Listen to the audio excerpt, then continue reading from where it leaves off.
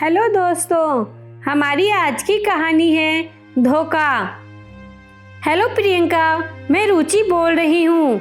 हाँ रुचि बोलो, आज तुझे मेरी याद कैसे आई? नहीं, याद तो तुम्हारी रोज ही आती है डियर।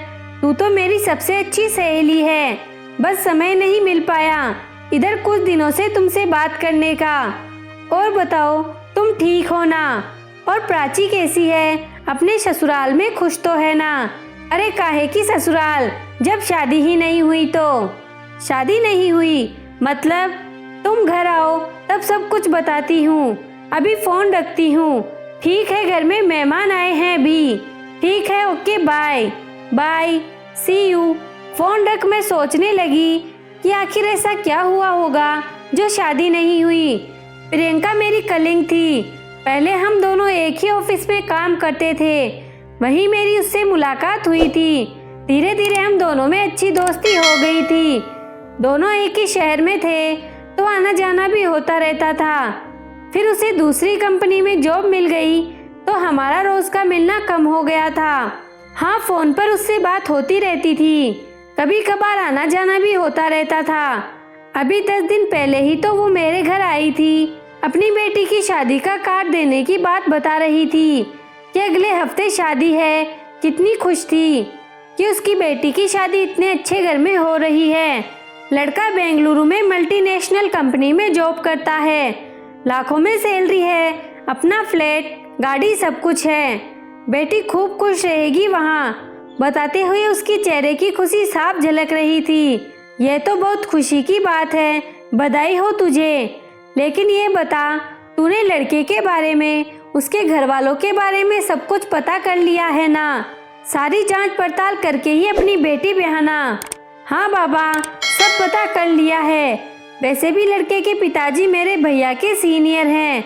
भैया भाभी उन्हें बहुत अच्छी तरह से जानते हैं। काफी आना जाना है उसका मेरे भैया के घर। भाई ने ये रिश्ता कराया है, सब उसका जाना समझा है। लड़के को तो भैया बचपन से जानते हैं। अच्छा, तुम आना जरूर। अब मैं चलती हूँ। हाँ हाँ, मैं जरूर आऊंगी, कहकर मैंने उसे विदा किया। पर शादी के 2 दिन पहले मेरे ससुर जी की तबीयत अचानक से बहुत खराब हो गई थी। उन्हें एडमिट करना पड़ा, तो इसीलिए शादी वाले दिन मैं शाम में ही उसके घर गई थी और शगुन और आशीर्वाद देकर जल्द ही लौट आई थी, क्योंकि मैं पूरी शादी तक रुक नहीं पाई थी।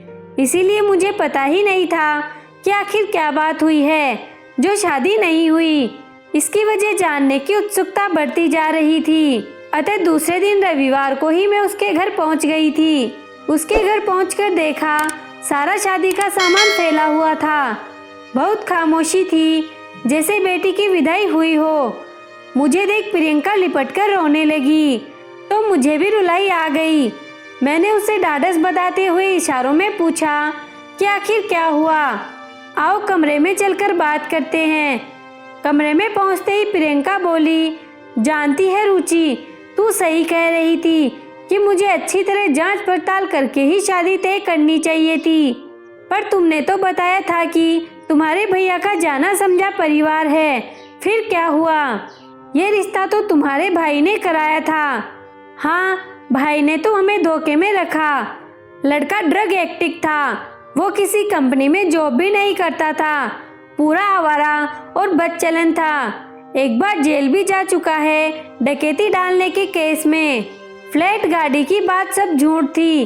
वो तो भला हो मेरे देवर और उनके मित्र का। जब उन्होंने लड़के को देखा तो मुझे और मेरे पति को अकेले में ले जाकर उसके बारे में बताया। उनके मित्र पुलिस में हैं, वो भी शादी में आए थे। उन्होंने ही देवर को बताया था उसके बारे में। पहले तो मैंने उनकी बात ही ना मानी, उल्टे उन पर ही आरोप लगाने लगी कि वह चाहते ही नहीं कि मेरी बेटी की शादी इतने अच्छे घर में हो। इसीलिए मैंने उन लोगों को शादी तय होने तक कुछ न बताया था। तब उनके मित्र ने हमें सारी सच्चाई बताई। मुझे तो अपने कानों पर विश्वास ही न हुआ कि मेरे भैया ऐसा कर सकते हैं। क्या उनको ये सब बातें नहीं पता थी? मैंने भैया से पूछा कि क्या देवर जी सही कह रहे हैं, तो कहने लगे कि ये सब तो इस उम्र के लड़के करते ही हैं, शादी के बाद सब ठीक हो जाते हैं। और फ्लैट, गाड़ी का क्या है, वो तो जब चाहे खरीद सकते हैं। तब हम लोगों ने उसी वक्त शादी न करने का फैसला किया, पर लड़के के परिवार वालों ने काफ़ी हंगामा किया था। फिर मेरे देवर और उनके मित्र ने मामला शांत कराया और बारात वापस ले जाने को कहा। खैर, बात बिगड़ न जाए इस डर से वे बारात वापस ले गए। पर तेरे भाई ने सब कुछ जानते हुए भी ऐसा क्यों किया? मैंने पूछा। प्रमोशन के लिए। उनका प्रमोशन उनकी सीनियर के हाथ में था और उनके बेटे के लक्षण के चलते कोई अपनी बेटी देने को तैयार न था। इसीलिए मेरे भाई ने मुझे धोखे में रख ये रिश्ता तय कराया था कि अगर उनके आवारा लड़के की शादी मेरी लड़की से हो जाएगी तो उनका प्रमोशन तो उनको करना ही होगा। मैं हमेशा से अपने ससुराल वालों को ही गलत समझती थी, पर अब ये एहसास हुआ कि हमेशा ससुराल वाले ही गलत नहीं होते। अगर उस समय मेरे देवर ने सच्चाई न बताई होती और शादी के समय हुआ बवाल न सुलझाते तो क्या होता?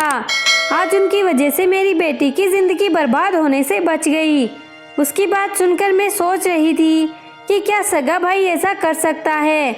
इतना बड़ा धोखा, वो भी अपनी बहन के साथ, कि उसकी बेटी की जिंदगी ही बर्बाद हो जाए।